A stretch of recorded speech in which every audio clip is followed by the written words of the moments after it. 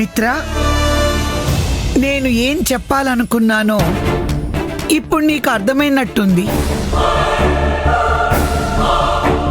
మిత్ర, నువ్వు తెలుసుకోవాల్సింది ఇంకొకటి ఉంది. మమ్మల్ని ఇరికించాలని చూసి నువ్వే బోల్తా పడ్డావు. డోర్ తెరిచి ఉంది, వెళ్ళి నీ పన్ను చూసుకో.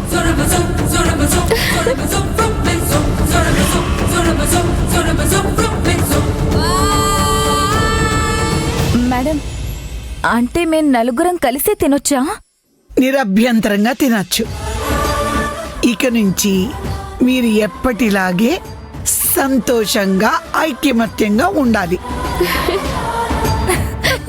మేడం గారు, చెప్పానంది. నేను ఒక పని చేయాలి అనుకుంటున్నాను. దానికి మీ అనుమతి కావాలి. ఏంటో అడుగు. మిమ్మల్ని కౌగిలించుకోవచ్చా?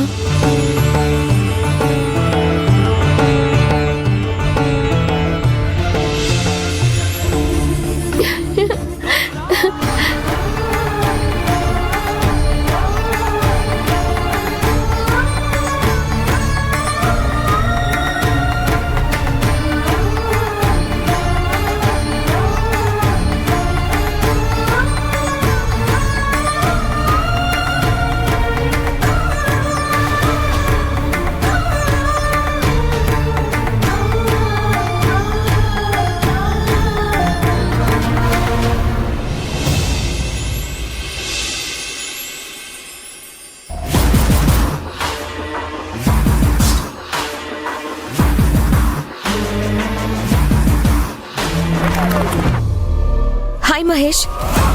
యస్ మిత్ర. బిజీగా ఉన్నావా? నీతో కొంచెం మాట్లాడాలి. యా చెప్పు మిత్ర. నీకింకా నా మీద కోపం పోయినట్లేదు?